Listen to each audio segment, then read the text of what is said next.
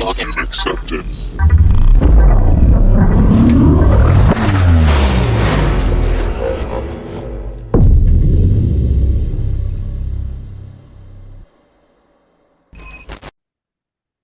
Okay, we're gonna get started. I'm excited. This has been a long journey of presenting to this group. I started back in 2007. It's the first time I presented, and my wife came that time as well. And she disappeared for a few years. Now she's come back and brought two people with her. But my twin daughter is Harper and Scarlett. But anyway, so I'm back again. I'm always honored to be in front of this crowd. I know last year I was in Austin, Texas, and I had to do it over Zoom. But here I am in person. So this is going to be interactive, okay? All the way through the last talk of the day. So you have to participate. I ask questions as I go through this. So first, I'm gonna give you a little bit of background about myself. Then I'm gonna share in full screen here in a second. But I'm gonna play a video.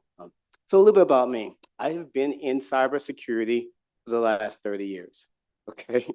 I started back in 1995. When I graduated in 1995, computers didn't really have the internet was just coming out. Everything was brand new, and AI didn't exist. Quantum, which we're going to talk about today, didn't exist. So it was a brand new thing. I didn't learn anything about the internet while I was in college. I had to get in a mindset of continuous learning, which you will definitely have to do because technology moves pretty fast. So that's the first question. How fast does technology move? Has anybody ever heard of Moore's Law? Okay, good. You learned what Moore's. All right. What was Moore's Law? Anybody want to jump in and say what that is? Go ahead. Just blurt it out.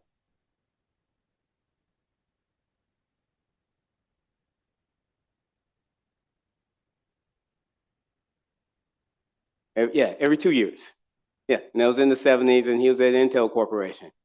So how fast does technology move today? Anybody want to take a guess?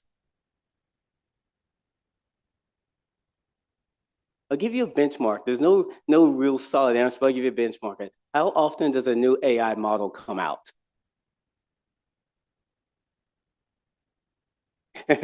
Almost bi-weekly now. But remember, when it first came out in 2022, it evolved about every 6 months. There'd be a new model. Now it's about every 2 weeks. So technology is moving that fast. You have to continue learning. Okay, so what you're going to hear from me, last year I talked about strictly cybersecurity. This year we're talking about quantum computing and quantum physics.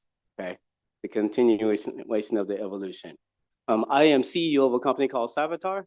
We do cybersecurity for mid-sized and small businesses.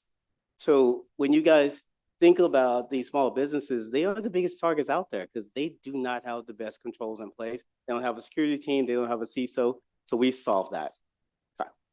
Enough about me. Let's move on. Has anybody ever heard of the double slit experiment? Right? One person. Do you know what it is? Can you explain it?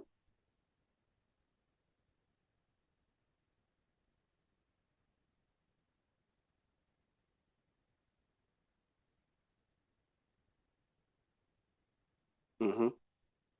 That's exactly it. So I'm gonna do a quick video. I was trying to find the shortest video out there. So I found one. I'm gonna play it through my speakers just so you guys.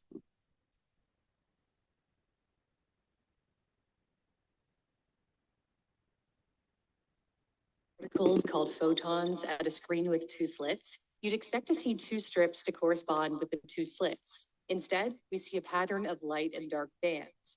This suggests that light behaves like waves that pass through both slits simultaneously, interfering with each other to create the pattern on the second screen.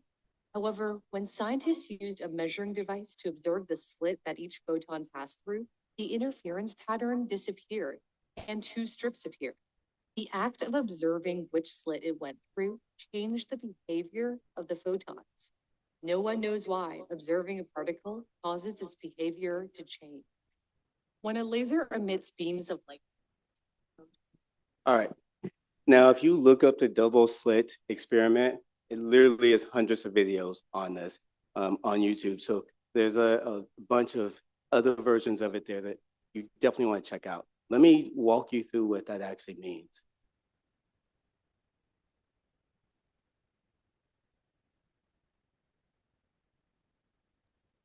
Okay, so this experiment happened the first time in 1801.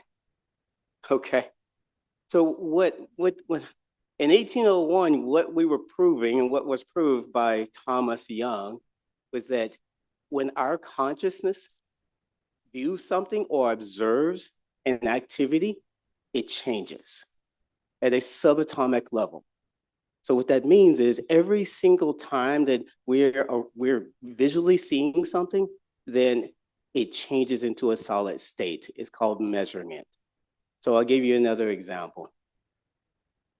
So when you think about anything that is happening, our consciousness is creating that reality by collapsing it into a solid particle. So we've all heard of protons, electrons, right? Are the electrons moving when they're on the outside, or are they still? Anybody know the answer?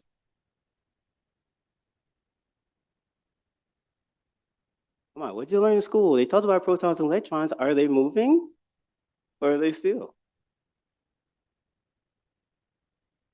All right, it's a bit of a trick question. It's both. Electrons are moving until an observer is present, and then it collapses into a solid state. So the tables and chairs here, where our consciousness is here, it collapsed into a solid state. So that's what the double slit experiment was demonstrating. There was one behavior when there's an observer, there's a totally different one when there's not. And that exists for everything at a subatomic level. Okay, I assume you guys don't know who these three gentlemen are, but they won the Nobel Prize in Physics in 2022. And what they demonstrated is that there is no local reality. Now, what that means is what I just explained with the electrons. Have any of you guys ever played Tomb Raider? There we go. Yes. Okay. So when you're walking through the world in the video game, and the world is creating as you're walking through it, that is the exact same thing that is happening in our consciousness.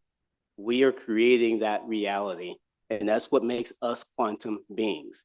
So life is just like a video game. So that's what the Nobel Prize in Physics in 2022 proved. Now, this double slit experiment was in 1801. Okay, it took us a couple hundred years to really get this mainstream, but that's what quantum physics and quantum computers are. I'm gonna continue walking through this, but that is the foundation of quantum computers. Okay, normally I don't put this many words here, but I want you guys to read this because it summarizes everything I just said. And I'll read it to you. The assertion that non-local reality exists aligns with a significant shift in the understanding of the universe as revealed by quantum mechanics. This perspective challenges the classical notions of localism and realism, and suggesting that the fabric of reality is fundamentally non-local and that certain properties in particles do not exist until measured or observed. So reality doesn't really exist until we create it, and that's what quantum physics actually is. Okay. So another question. Anybody know what superposition is? A little bit, Zane? Talk to us.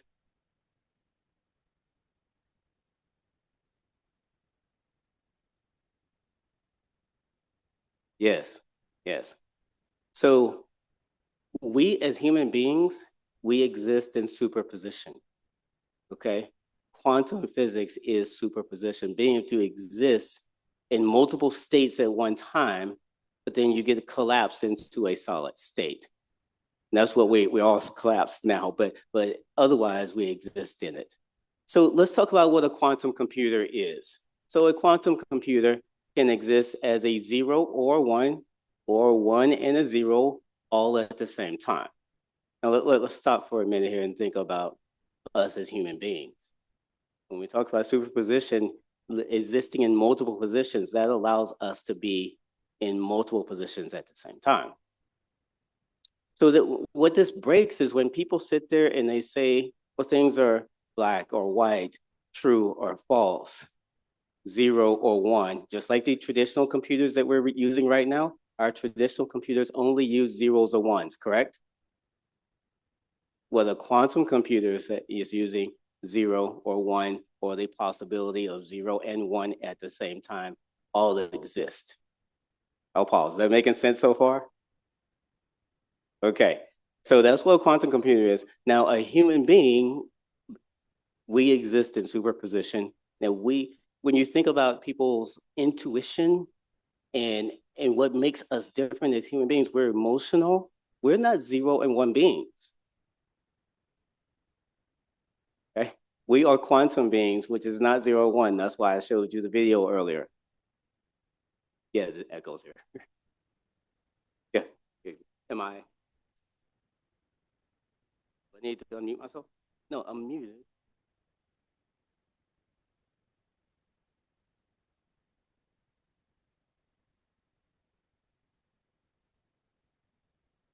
Okay. Well, I'm fine. It's okay. You guys are okay with I am. So when you think of why I love this concept and why it's really interesting to me, right? There's so many people that spend time saying, well, I live in reality. I need to see the facts of the situation. But we're building quantum computers right now. The most popular one is called D-Wave 2. It does not measure the facts. It measures the possibilities of what can be created. So we have evolved for computers to catch up to the human brain or our human consciousness. They got to be quantum, which we are. So there's a convergence. So by 2030, quantum computers will be out, merging with AI.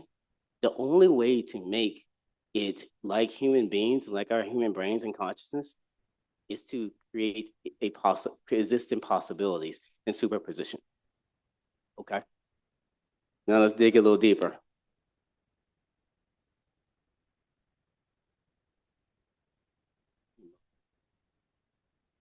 Here's a way to hide.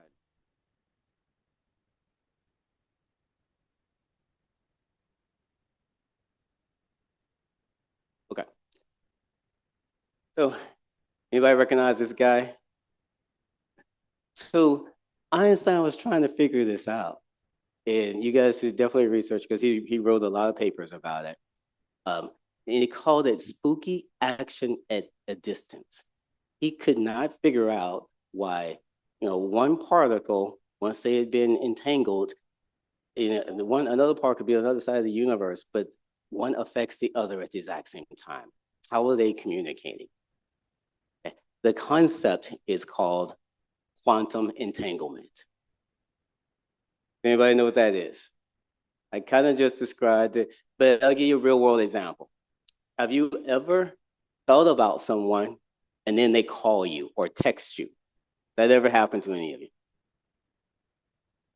There's only people you know, right?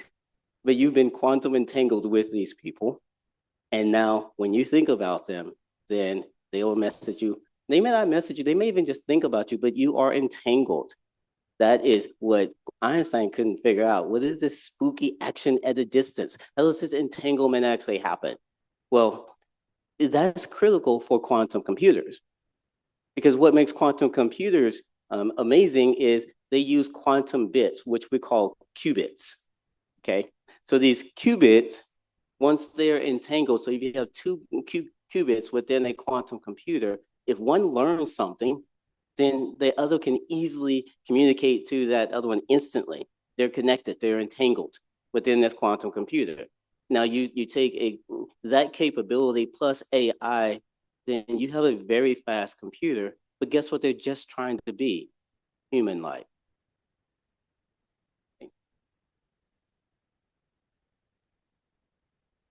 Okay, so I love this. If anybody knows me, I'm deep into mindfulness, being a CEO and founder of a company. believe me, there are some challenges you will go through from time to time. Meditation helps. My family knows I sleep with sleep meditation headphones on and a mask, programming my subconscious all the time. But what's fascinating, the existing quantum computers that exist today, if they're not in a coherent state, then they're not able to function. And so, us as human beings, has anybody ever been really, really stressed out before? Isn't that hard to even think or focus when you're stressed out? You're not in coherence. And so you have to stay in a mindful flow and what people call flow state. This whole book's written about flow state. So you have to stay in flow state, and quantum computers have to stay in this coherent state, because if it's not, it cannot function. So again, very, very similar to us. And I'll give you another example, of real life example, flow state. So big sports fan. So you think about Michael Jordan or any Kobe Bryant, any athlete, when they're going up to do those amazing slam dunks, do you think they're thinking about, well, I'm gonna do this move and twist around, and they're not thinking? So gentleman back with a hat. How do you know they're not thinking? It's flow. Okay. So they literally are in a flow state. Your body is doing these motions before your brain could even think about it. It's scientifically proven. It would take your brain way longer than a half a second to slam a ball. You have to be in flow. So these athletes are in flow state. You ask the football players, and they're running the ball and they're spinning around and twisting and jumping over. They are not thinking about that. They're in a flow. You cannot be an athlete. Think about the gymnastics, athletes. They can't be thinking. That all has to be natural flow. So that's what flow state is, and that's why quantum computers have to mirror that to be successful. All right. So literally, I just said it. They're mirroring human capabilities. Now, you think about our emotions, our intuition, our imagination. A 0 and 1 computer will never be able to do that.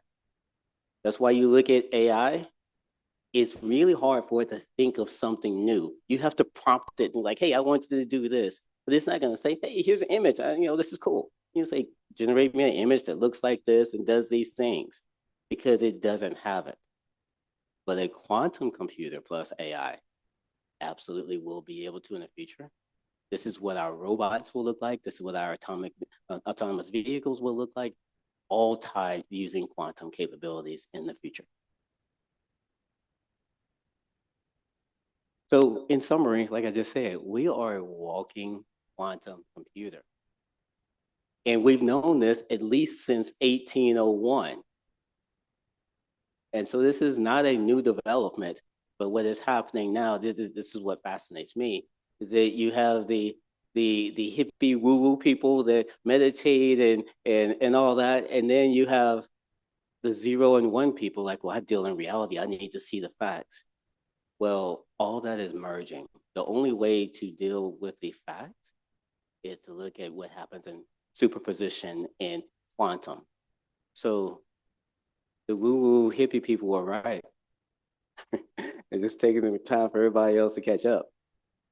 Because the only way that we can build quantum computers is for it to be more like humans and have intuition and have emotions and be able to look at different scenarios besides the 0 and 1. Okay, so let's dive into AI and a little bit about how these come together. I'll give a couple of examples here. So when you look at our human brains, just like the video, it operates in waves and probabilities and intuition. So the waves and the probabilities, that's superposition. Everything could exist in a possibility, but the only way a quantum computer can be like a human brain is to look at all the different possibilities. If it's only looking at a 0-1 scenario, it's missing the 0 and the 1 and the 0 of it being combined. So what we're gonna see, maybe it's scary or not, but I recently had my family going back and watching the Terminator movies. But for it to actually get there, You have to have a quantum computer or a quantum chip inside of that terminator to get there. AI is not enough. AI and quantum are not the same. It's the only way we get there. So in the next 5 years, we will be there.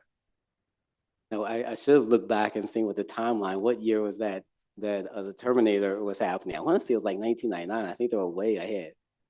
Yeah, no, we're about 30 years behind, but we're getting there. Okay, so just to summarize these points, I want you guys to get these points here. So when you look at the core idea, a classical computer like what we're on right now is only zeros and ones. Quantum computers use qubits, quantum bits, which can be 0 or 1 or both. And it's leveraging superposition to do that. All right, we talked about those. We can skip that. I love this analogy. I prompted AI to give it to me, but think of it, a classical computer is like a really fast librarian. But it's gone through and it's read all the books. It takes forever. But a quantum computer is like a magical librarian. And once one part qubit in a library, a magical librarian finds one bit, like a science fiction book, then it knows it'll automatically, because it's entangled, it'll tell the other librarian immediately. But there are hundreds of thousands of them, and they all are in sync because they're quantum entangled. So it goes much, much faster.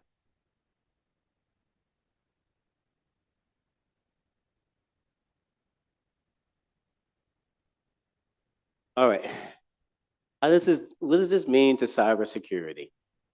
Well, after being here at the beginning in 1995, when the internet came out and digital certificates and RSA encryption, well, in the next 5 years, potentially, this year, it all breaks. We got to start over again. Quantum computers will be able to break every single type of encryption, period. So what we thought we had secured completely goes away. We're starting over. So what does that look like? So what's happening right now? NIST, the National Institute of Standards and Technology, the Shor algorithm can crack RSA encryption in minutes. This is existing right now today. Okay, so once that gets out into the public and other nation states, when we talk about nation states, these are other countries. And a little bit about my background, just to give you guys context. I've dealt with multiple nation state threat actors and attackers. The biggest one is when the opium attack happened back in 2016. That was me and my team, securing the U.S. government. We had to testify in the White House in front of the Congress about who stole all of the U.S. government's HR department's information. Okay, that's what OPM is, Office of Personnel Management. And if you've ever had to go to get a secret clearance, or one of the questions, I don't know if you have an idea, back in 2001, they said, who is your next door neighbor when you were 5 years old, and can we talk? Yeah, I was like calling my dad, asking like, are they still there? Mr. Birdsong, they literally went that deep, and all that goes into your record in 2016, all of that got stolen by the Chinese. So nation states are using quantum computers now. All right. So what do we do around cybersecurity? I literally gave a similar talk on this to one of our strategic partners, Mastercard, and their banking customers, because they have to get prepared for this.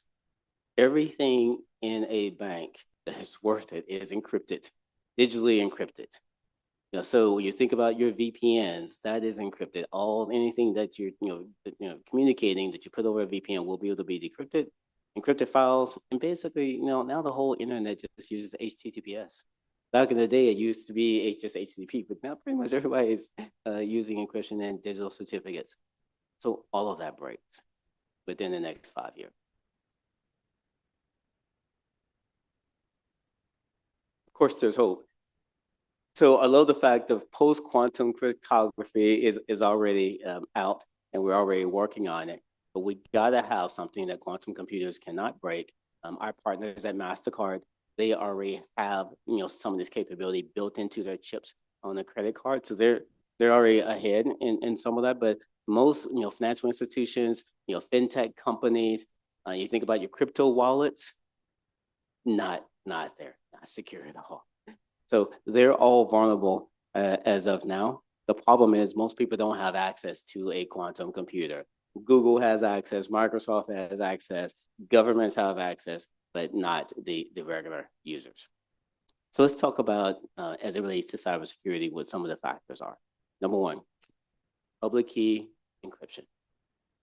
All that will be vulnerable and easily broken using the Shor algorithm. Back in the day, I was learning about Diffie-Hellman and ECC, all these things. Dead. We start over. Second point, digital signatures. This is on websites, on all your certificates, easily cracked. Cryptocurrencies. So Bitcoin, Ethereum, all of this will be easily cracked your crypto wallets. But let me take a minute here and just talk about this. I did a talk a couple of years ago at South by Southwest. And the buzz then was Web3 and blockchain. And everybody was saying, well, blockchain can't be broken. Well, that's true. But if you're connecting to the blockchain on your computer and you have a crypto wallet on your computer, you don't have any antivirus, you're not using multi-factor authentication, you don't patch your system. If I hack into your system before you put in the blockchain, it's game over. And that's what's happening with all these Web3 hacks. People are talking about saying that they've gotten compromised because they're not doing the basics in cybersecurity. So we're screwed because we're not doing the basics, but it's going to get to a whole nother level when quantum computers come out. So secure email and VPNs. And when you guys think about PGP, pretty good privacy, that's been around for a very, very long time. All the communication that's built into your encrypted emails that we all use today, it's going to be plain text, easily decrypted. The biggest risk, for right now is between governments and countries, right? So at any given time, the United States is hacking into other countries are hacking into us. It has always been the case, always. Okay, so with this capability, those other countries and us will be leveraging it. All right, so let's talk about what you can do to prepare for quantum threats. So there is hybrid encryption that is out now. There are companies that are using it. Google's using it, Cloudflare is using it. Cloudflare is one of our partners. We use that for our technology, for our customers. So that does exist and built into their solutions today. Now, what's interesting is we don't know what the actual algorithm's gonna be. NIST has to define a standard. They're working on it right now. It was supposed to come out last year, still has not come out. What I love about it is, well, one is called crystals, and that's for encryption, but dilithium. Anybody a Trekkie here? And what flew Star Trek's ships was dilithium crystal. So whoever thought of that was definitely a geek when they came up with that. But these are the standards that we're working on. So we can't do anything until NIST comes out with this standard, which is at least 6 months late. We'll see. But you can still use them. You just don't know exactly where they're going to land. Okay, getting crypto agile. And this applies to large banks like your MasterCards or any Citibank, et cetera. They need to use those existing ones, the lithium and crystal. They need to start integrating that now instead of waiting. This is the part that worries most people. What nation states and APT groups, advanced persistent threat hacking groups, are doing is that they are hacking in now, stealing encrypted data that they cannot decrypt today, but in a few years, they'll be able to decrypt it. So they literally are harvesting encrypted data for a few years from now, they'll be able to get access to it and decrypt it using quantum computers. So what companies have to do to prevent this is, number one, lock themselves down to make sure they can't get the data stolen to begin with, but they have to have these new encryptions, post-quantum encryption in place. potentially change the data depending on what could have been compromised. So I'm gonna dive a little bit into AI and some of the sophistication of these attacks that we're seeing today. So I'm sure everybody here knows what a deep fake is, correct? Yeah. All right. Well, I did a couple years ago. We did a survey. We just looked at okay, how effective were fake videos, fake phishing emails. What did they look like before AI? Okay, it was highly successful over time. They were always 100% successful when hacking to a company. So if you keep trying phishing emails, eventually someone's going to click. And another data point where you think about phishing emails and security awareness training.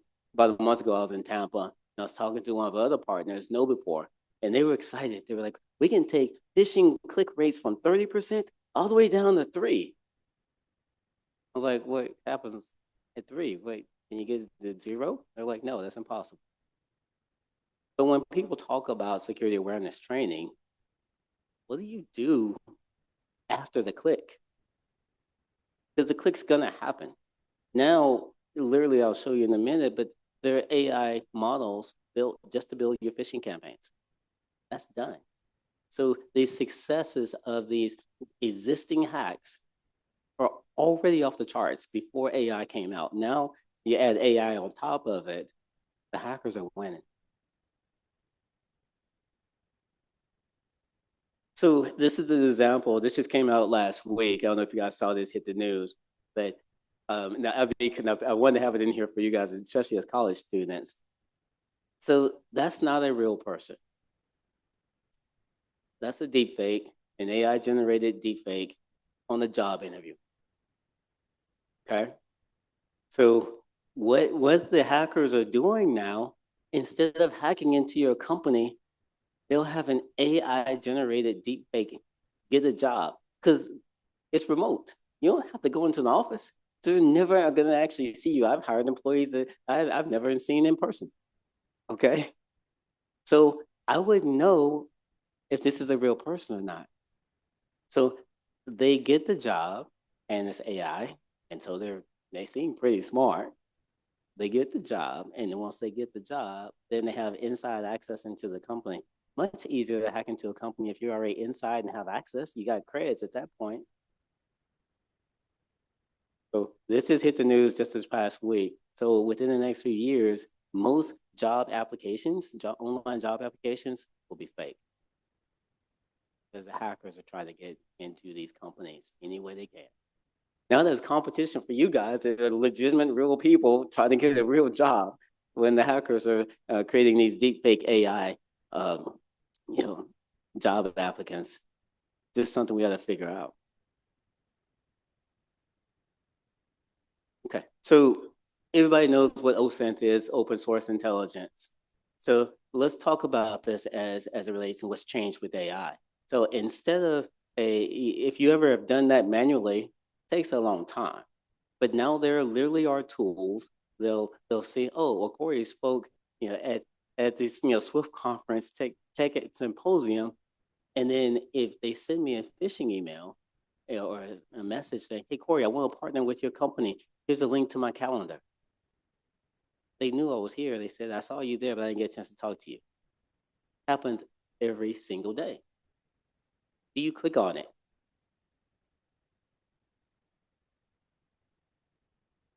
Yeah, you do actually. You're running a company and you want to get new customers, you get that inbound email, you click on it. But in my company, we have security after the click. If it tries to take me to a fake domain, that is blocked. If it tries to download malware onto my computer, that is blocked. Okay? So there's multiple layers that you have to have in place after the click. But most companies do not have that. But with OSINT and AI, it is significantly easier, especially leveraging social media. Anything you put on social media can and will be used against you, especially by the hackers. All right, so I just went through that, but the number one attack vector out there is business email company. Number one. We even are pivoting in our company. We use Cloudflare today. There's a company called Abnormal that has leveraged AI to stop business email compromises. Some of our private equity partners and customers like, we need this. MasterCard is like, we need this. So we're implementing that to stop business email compromise.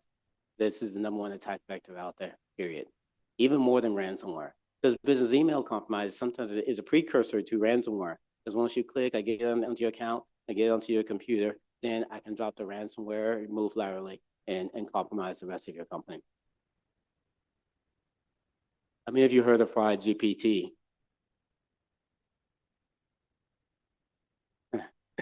This came out almost 2 years ago. So if you look at the top here, it says, write me working code for a Bank of America scam page. So have any of you ever done social engineering before and created a phishing scenario? It's a lot of work. You got to create a fake page. You got to, harvest emails. You guys a lot of work to do a social engineering engagement. This does it all for you. Automatically. So let's look at the functionality of it. And I love the fact that it's a subscription model as well. So one of the first things I do when I see something suspicious, I look up, is this a real person? But it creates a fake LinkedIn or social media accounts. So, okay, I'm like, well, okay, looks like they work at that company. That box is checked. Bypassing detection, they know what tools you may have on your system, what antivirus, what phishing controls you may have built in from Microsoft or Google. They're bypassing them. And so the automatic social engineering piece of it is all the OSINT is gathering for you to use in your campaign. Then lastly, the social engineering plans. Again, if you've ever had to do social engineering, it takes a lot of time to plan out the scenario, write out your scripts, all that. This does it for you. Literally, you just got to hit go. And you're going to have just compromised accounts coming back. So just to show you the evolution of it, when it first came out, it was called Worm GPT, and Worm GPT kind of sucked. Nobody used it. Didn't work very well. Now, Fraud GPT has been highly successful, and there's also a couple of other GPTs that have copied it just in the last year or so. So I'm going to finish by just telling you a few things that have changed in what we built in our company and bringing it all together. When we first started this company, Cyvatar, back in 2019, MSPs, managed service providers, IT companies, had no idea about cybersecurity, but they were being asked for it. And the number one way that companies were being hacked is they would hack into the MSP. Because why hack a bunch of little companies at one time when I can hack into the MSP that didn't have great security and get access to all of them? It's called a one-to-many hack. What has happened now, they've evolved and they've started to start offering cybersecurity, but it's only certain portions. So what we did as a company, this is why I want you guys to keep thinking about what cybersecurity looks like today, and it's going to keep evolving. Things that I used to do, we used to pen test. We don't pen test anymore. Well, the pen test report is automated and it's free. Because if I pen test you today, and the guy earlier was from MITRE, if you ever look at MITRE's CVE pages, in 2021, how many CVEs do you guys think came out that year? Take a guess. CVE, common vulnerability and exploits. You actually nailed it. It was 20,000. How many came out in 2024? 40,000. Doubled. So that means every single day, 109 vulnerabilities come out. So if I'm a pen tester or a hacker and I want to exploit a vulnerability, I got a lot to choose from. So the pen test report that you just did, you gave them yesterday, 109 new vulnerabilities came out. Not every one will affect that particular environment. Just say 2 or 3. I literally was talking to an executive at a company here locally in LA, one of our customers. And they're like, why are our patches never down to 0? I said, well, you have 250 systems. Every single, say if a Chrome vulnerability comes out, that's 250 vulnerabilities. That's not one, okay? So we had them, when we first got them as customers, we rolled out 40,000 patches in the first month. And in a year, we did 99,000 patches. And a steady state is about 9,000 a month. So this is a continuous process. So you got to have preventative cybersecurity, compliance and auditing. That's the number one driver for a company to do anything around cybersecurity. Companies do not spend money on cybersecurity to be secure. If they have to be compliant with something to grow, then they spend money. If they need to have cyber insurance, then they spend money. Now, of course, if they get hacked, then they spend money. But very few proactively do it unless they've had some type of experience. And then third-party risk management. One of the areas, I'm sure you guys have probably seen this, you take the Target breach, it happened in 2014, but if I'm a hacker, I would hack into their third parties. I was talking to a very large company in Bentonville, Arkansas. They had 20,000 suppliers. And I talked to the chief information security officer, like, how are you going to secure that? He's like, I'm sending out questionnaires, I run scans, I do whatever I can, but I have no control over who actually fixes it. So third-party risk management is a big deal. To hack into a big company, hack into their partner. That usually is a small company that doesn't have good cybersecurity and you get access. That's exactly what happened with Target. And of course, we do now cyber secure managed IT. Do you know anybody doing your IT, implementing anything that isn't locked down and secure with default passwords or whatever? Most IT people don't understand the need for cybersecurity. So everything in your network needs to be cyber secured and locked down. So these are our solutions. Again, very comprehensive solutions. We don't do scanning or patching. We do it all together in one simple solution. We don't sell just endpoint protection. We implement endpoint protection, secure it with a 24/7 SOC. That's why I gave you the stat before I leave. Last year, just in the last 6 months of last year, we had 195 ransomware attempts against our customers. 0 executed. We blocked every single one using SentinelOne and a 24/7 SOC. So these attacks can be stopped. I spent 24 years doing incident response. And when the number one takeaway is the company didn't do something. They didn't have a patch. They didn't have multi-factor. They didn't know that system existed that was sitting on the internet. You have to have comprehensive security. And so when someone says, well, I'm going to sell you this one thing and it's going to secure you, that is not true. The analogy I give is this. So when you get out of your car and it's parked in the parking lot, you close and lock your door, right? But what if you left the window down and your wallet on the front seat? If someone came and stole your wallet or eventually even stole your car, you'd be pissed, right? Well, the same thing. If you get hacked into and you didn't have antivirus and weren't using multi-factor, but you apply the patch, every day or whatever, you have to do all the things. You cannot do one thing and expect your company to be secure. That's just not how it works. A ransomware attack is not one person clicking and then magically the whole company is compromised. No, they hack in, laterally move, escalate privileges. All the pieces need to be done. That's why we designed it this way. So with that said, thank you. Any questions?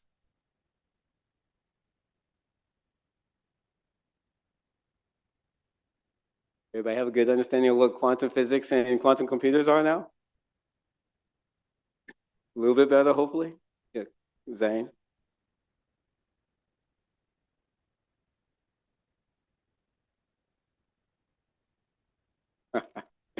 um, I back before COVID, I would meet everybody like you within the first couple months, because I travel a lot as well.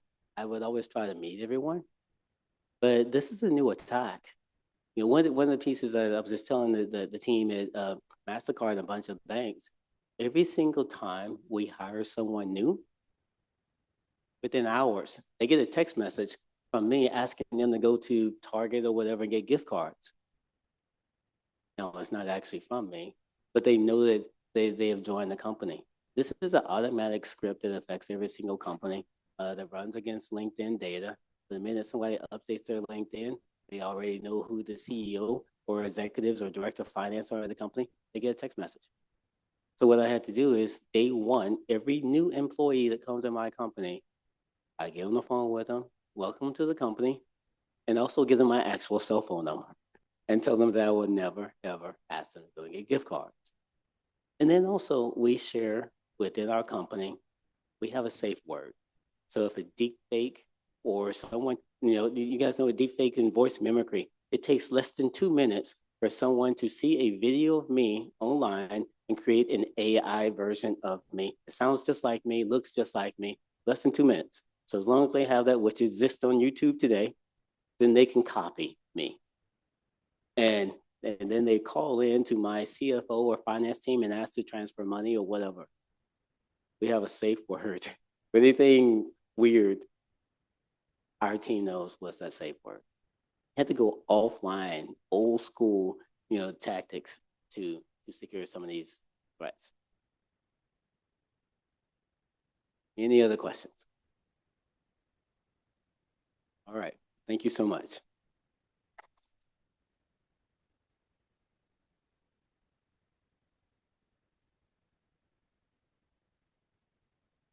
Oh, question. Sorry, didn't see you over there.